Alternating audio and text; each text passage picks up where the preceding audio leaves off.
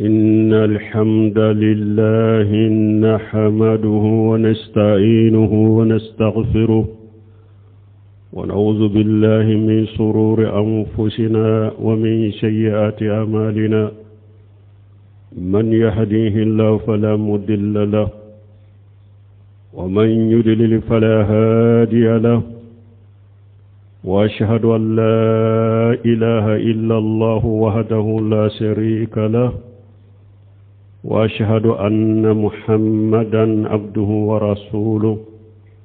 صلى الله عليه وعلى آله وأصحابه وسلم تسليما كثيرا. أما بعد،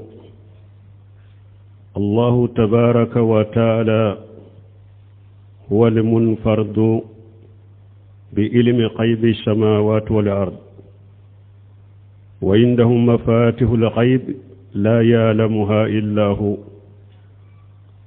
وإذا كان هو المنفرد بعلم ذلك محيط علمه بالسرائر والدمائر والخفايا، فهو الذي لا تنبغي العبادة إلا له. وعن ابن عمر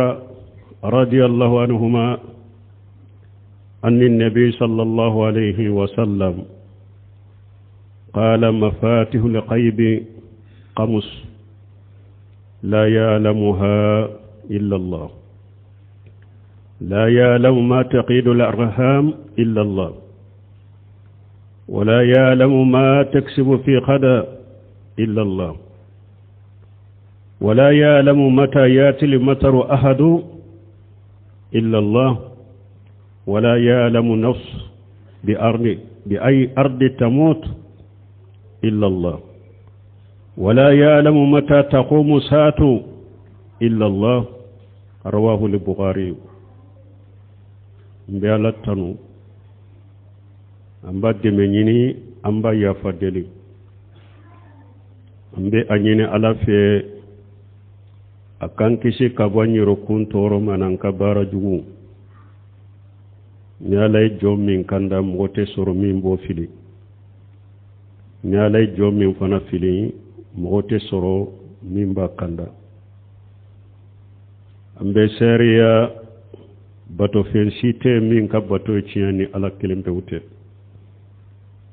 genyogonte ala la be sharia muhammad wala ka jondo wala ka cidendo kisini nama bakana ka dunke wana ka shebo ala ku kisi min ka chakosobe no temena ka boye ala masami hera kacha akorota lendo foyite ko dogolendo sankaba wolon fulani duguma ko wolon fulala ni ala kelem tawte ala ko qur'ana kono wa indahu mafatihul ghaib la ya'lamuha illa hu. ala ko dogolew ukile ube ko dogolew unyi ubelebele bawni ku ko foytu doni ale alate ko dogolew kilew ko foy to do sankaba wolon fulala fen to do duguma ko lolon fulala ni ale ala kelem pewte ni aya soro ala kelem pew ko dogole min be sankaba wolon fulala le de bado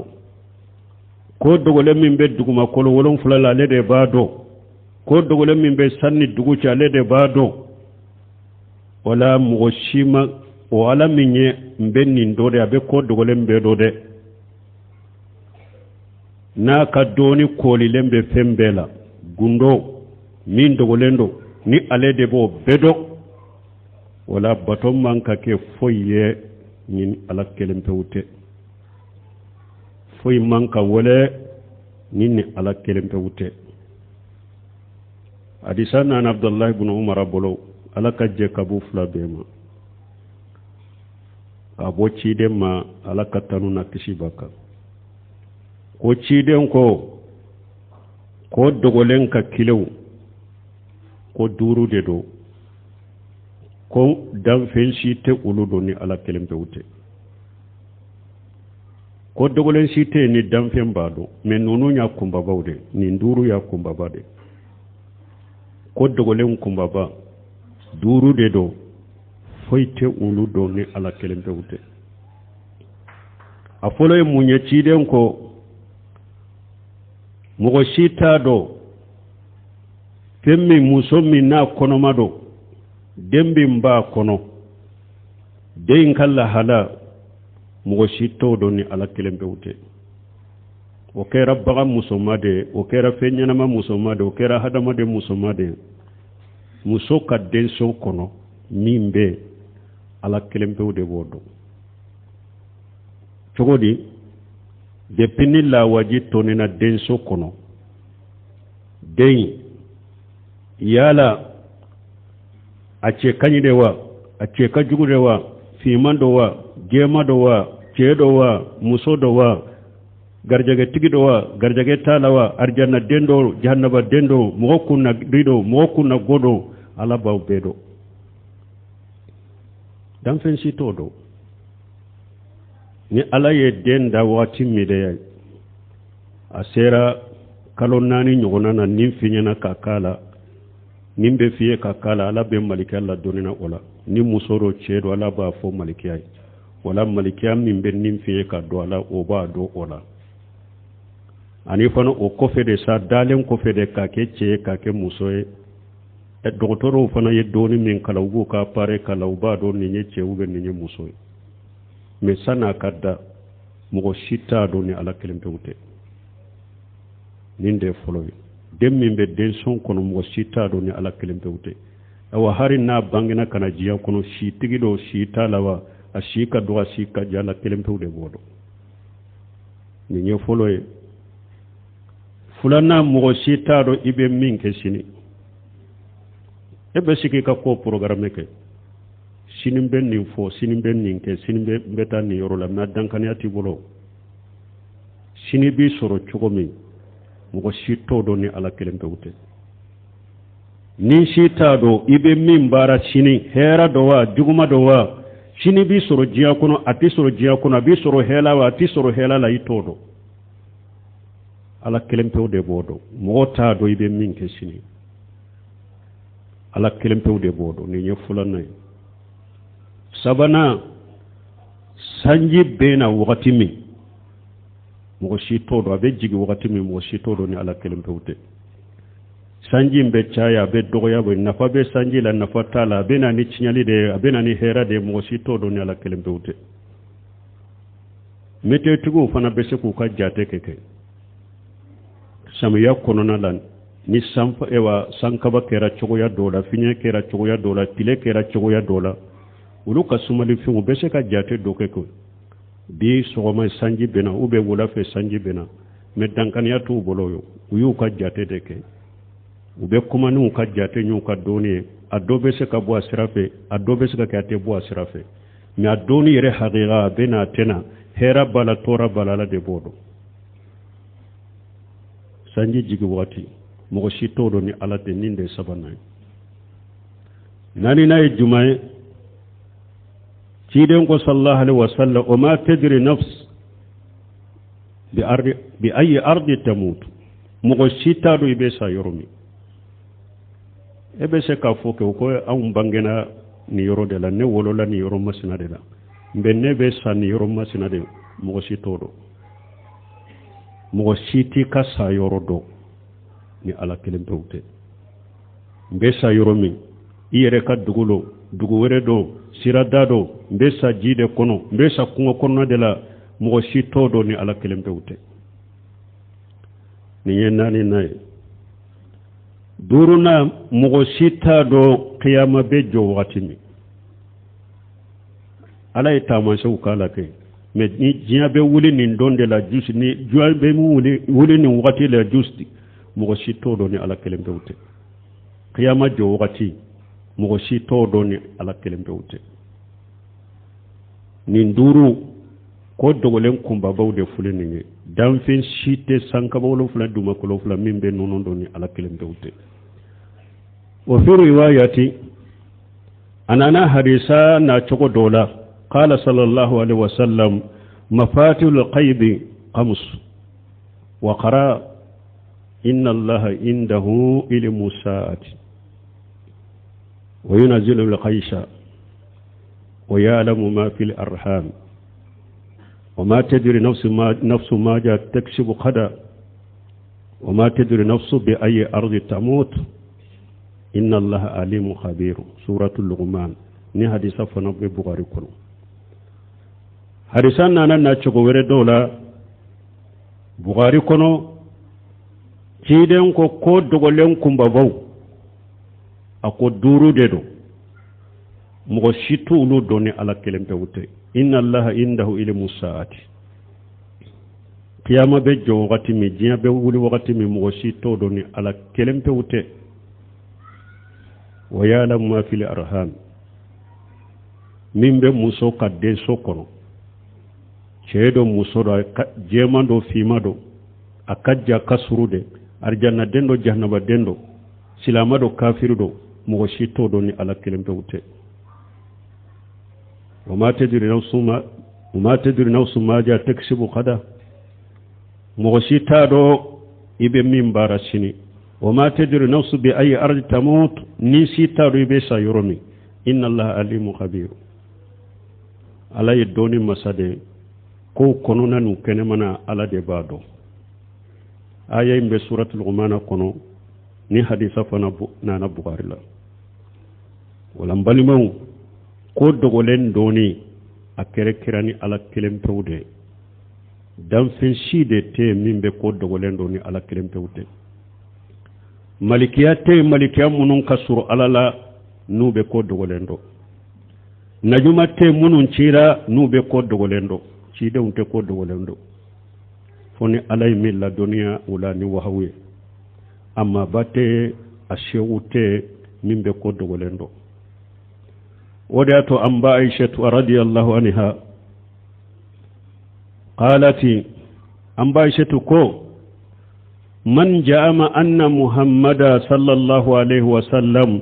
yaqdiru fima yakunu fi ghadi فقد أعجم على الله الفريا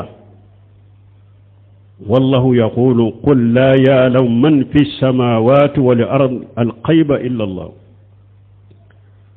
أم بايشتكو كوني مغمين يا أفويه كومين بكسيني ko ciden ba do be sika mo ko baranaye ko tigiye galom battige kada alala ni mo mi nyafuye ko min beke sini ko dogole ko ciden be sika mo ko baranaye am ba shitu ko ni mo mi nyofuye atigiye galom battige kada alala akwala ko qur'ana kono muhammara fuye dan fen site sankabawlon fulala dan fen site duguma kololon fulala min be ko dogolen do ni ala kelem pewte wote bal mawdiyato cidon ko mane ata kahinan aw arrafan fasaddaqahu bima yaqul faqad kaffara bima unzila ala muhammad sallallahu alaihi wasallam arwahu muslim cidon ko akoni mu'min nana lajjali kalama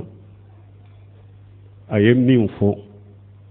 ko abeshe kam minke ube nimbena ke e ya ciya tigiya ube kolon filina ni nana ma yakuma do fo e dara o kumala ko ciya tigiya ciden ko qur'ana min jigina muhammadu ka e kafirana na e qur'ana nan kariya e kafiro yara ni qur'ana arrafa jonye هو الذي يقدر أما في الدمير دونك باوكو الرافو يده مين نالي بافو كم مين بإكونو نينا نافي أبافو هاري نيما دانتاكي نيمي دانتاكي مين بيكونو نبودو نين تقو الراف الكاهن الذي يقدر أن المقيبات في المستقبل كلهم فرنا الجمعي ale de do fana ko dogole munum bena ale ba fo ko abe mugo ke barano wode ya bode fo kahinu yeninde wano ni mugo dara nunun ka kumala ede taru shegerewa ube wiye kuma do fe fana dara ola e kafira yanani i kafira ni qur'anai parce que be qur'ana kono qul la ya'lamu man fis samawati wal ardi al ghaiba illa allah ala ko ciden ka foye dan danfenti sankabawolon fulala danfente duguma kolon fulala min be ko dogolen do ni ala kelim tawte wala silamahu ni silamiya te konye la ilaha illallah fo mbe sallim be suude mbe jakabo mbe bange bagabatoke mbe nyuma yawke no nyi silamiya do yede men balimaw silamiya si pasema ye minya lesire minye na bi bolo ika bara nyuma be jate bara nyuma ye ibe sarawla qiyama wa yatawhidi dede kala do ka kobbedi alama ni dara alala de ki ka kobbedi alama ka ko dogole undoni anu unyana boli nuyu bo danfe umbolo kuke ala kelempe utaye wala ibe sallini sunni jakabuni nyuma ya munun ke ani financement munu ibe baraju sorola de men ne ede madda alala harisa abe ekunna ko danfen do de be ko munun be na bese ka konyana bo ola ebe da odela ka wori finansala ka wori takadama e madda alala folo de ebe batoni sallini sumununa ijija ikadda alala de folo ika baton ika sallini kasu ika jakabo ika financement ika bange ba baton pour akina fa da alala folo ko beddi alama folo ko munun kere kirani ala yere ka barawu ye mununye uto ala bolo de numa ulu to ala bolo ala kere kirani ko mununye ayulu mina alala ku di danfema ika sallini ka sunni kalla ila foli min bidda alam ko sita la te foynya ima laina asrakita la yahbatanna amaluka ala yode fu hada madai akoni fulana farane ala ka dorone ala bi ka baro beciya ka musirka ya toy bole madda ala la fulima ko dogolen be doni di ala ma folo barati bolode baranyuma bi bolo abe cinyalendo ala fe balmon silamaw cela silamaw kafo cela sisa kono na fili bele bado nuyu ye misiru kono be sallu ube su ne hadama den do beta isigite mogo min ndone yerete abeta isigite ka ko dogolendo fo ube ka fo ko dogolendo nato ko ane bese ko ke mogo be daola ka tanu ka wori dama ka finance a nema do silamon ko hakilu taramide ma do silamon hakilu taramide e ale yere be munun fo purun kan ninke ayen nin dinne ma foro ale yere maseka ka ko nyana bo purun ne kan ninke ayen nin dimma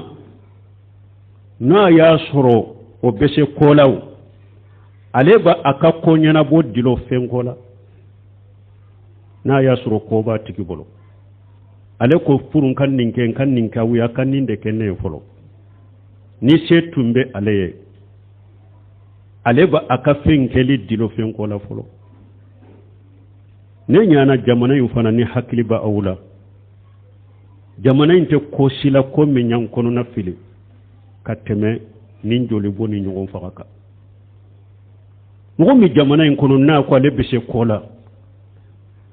nin fitina min be nin jamana in kono san joli munna tese ko bo jamana in kono de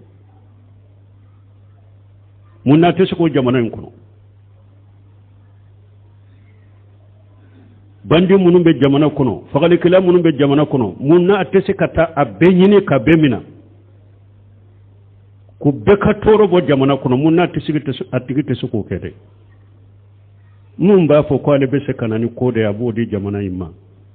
jamana imbe ninga swali ko mina munna tese ka bade mun be fen fo ko bese ko kenen jamana ine fo wori ubeta bila kontula aye munna nin kura ko min be jamana in kono tese ka nyanyina la ko bo jamana in kade a jamana de waye hakili soro ay hakili soro فإذا أركبوا في الفلك دعوا الله مخلصين له الدين فلما نجاهم إلى البر إذ هم يشركون بارك الله لي ولكم في القرآن الحكيم ونفعني وإياكم بما فيه من الذكر الحكيم. أقول قولي هذا واستغفر الله لي ولكم ولسائر المسلمين من كل ذنب واستغفروه إنه هو الغفور الرحيم.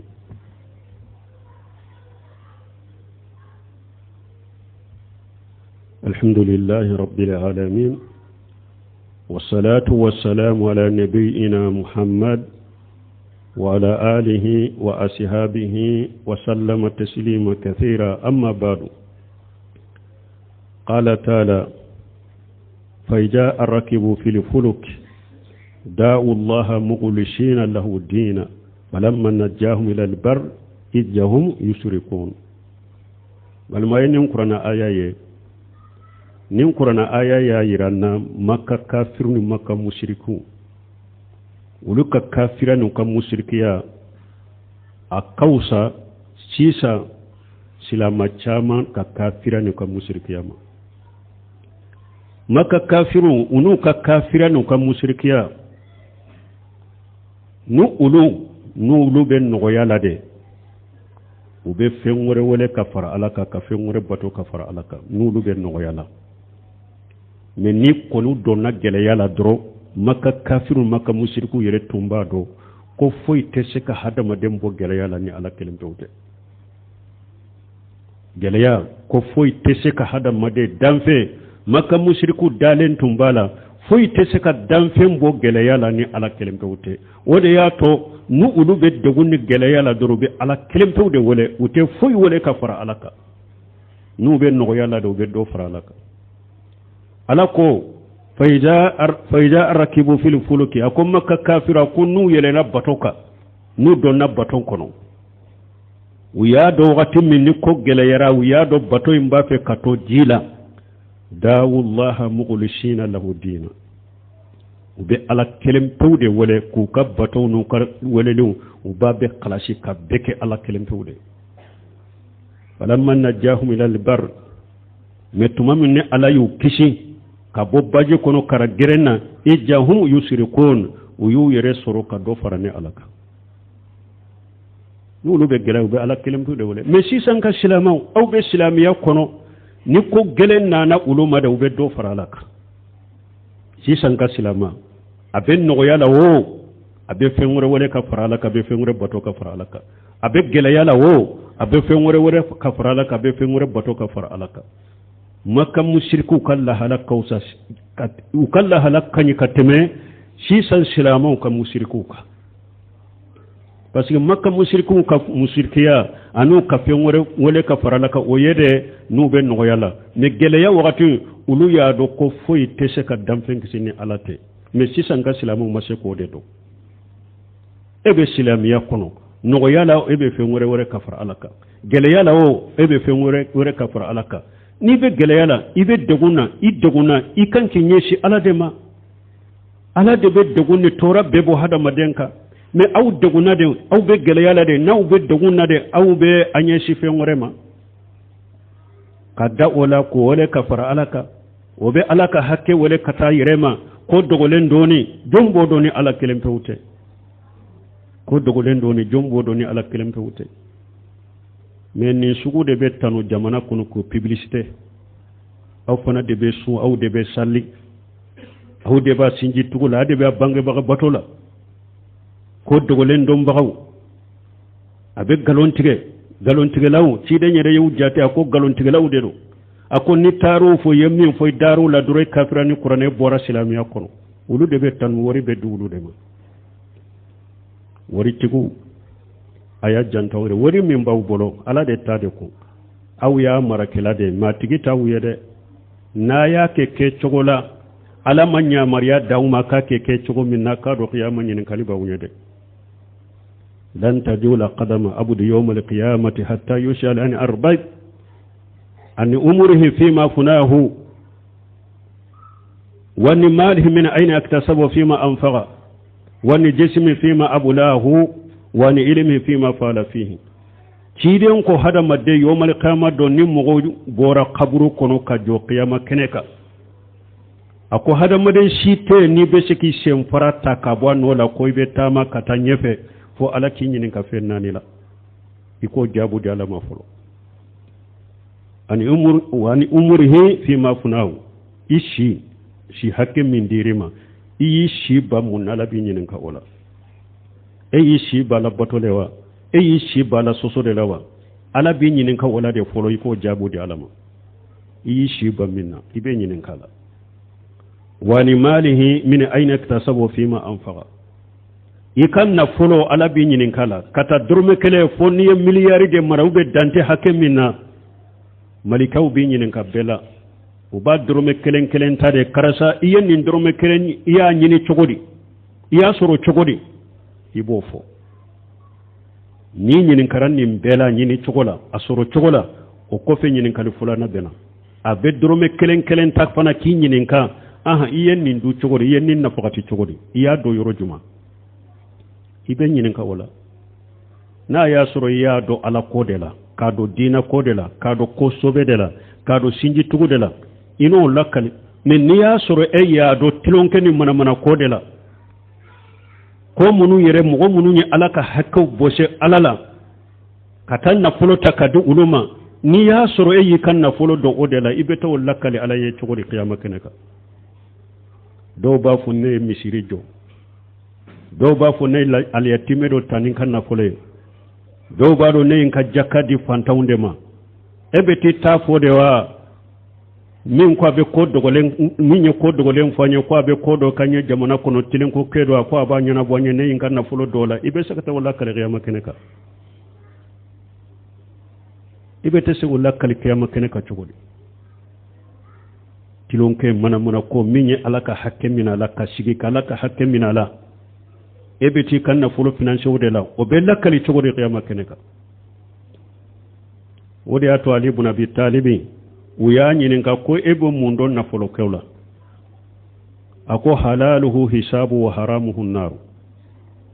ako nebe mindo na folo kola na folo halala ma nabi bolo korosili ba nofe a haramu la ma tasuma de bo nofe ayen ndore aka janto ayra la de ninde fulana sabana munye wani jismi fima abulahu ika fari kolo ya koro min ala bi nyinin kala depuis kera fonnan kay fokati koro yi fari koro ala bato de lawa ube wiya koro ala soso de la ibe nyinin kalo ibo jabu de alama nani naye munye wani ilimi fi ma fala fi ala ye doni min dima ye munki ka doni la doni ke baw fana doni baw bolode mogo be alaka hakke wele katu yere ma jamana kono ka musirikiya ke jamana kono ka musirikiya nyaga jamana kono ka mogo hakilu cinya ko ka gida cinya ko ka ewa dina cinya au shigilendo ate kuma tauhidi ye munye aqida ye munye ata chari jamana kono ka jense ka mogo la famu wani ilimi fi ma fala qiyama be nyinin ka doni la de ye mun kai ka doni la ye cinya de fo mogo yewa ye mogo wole kata ala kelimpe bato de mawa a ube kollan koloni bidiyaw ni mushrikenu fen uye ulude sabatu ube ye wolele ke kata ulude mawa ibe nyinin kai ka doni la balima ambe ala deni a afirki ka salama jamana wala ka hakil nyuman dan numade ala ka hakil nyuman da made amma dina famu koy amma dina famu de ni dina famu ram go min be sigi ka ko dogolende fo ko ale boke a ni wori baw beta di ulude ma tanuni kelaw beta ulude tanu ay anka do dina ma famu anka jamana kono jamana ka hinna banna ambe ala didala kalam fabu dina la tauhidi ala kelim pew ka bato ala kelim pew ka wore foy kana bato ka faraka foy kana wole ka faraka ambe ala didala ko no ya jamana yinye ربنا آتينا في الدنيا حسنة وفي الآخرة حسنة وقنا عذاب النار ربنا لا تزغ قلوبنا بعد إذ هديتنا وهب لنا من لدنك رحمة إنك أنت الوهاب اللهم اجعل الإسلام والمسلمين وأذل الشرك والمشركين ودمر أعداءك أعداء الدين برحمتك يا أرحم الراحمين وآخر دعوانا الحمد لله رب العالمين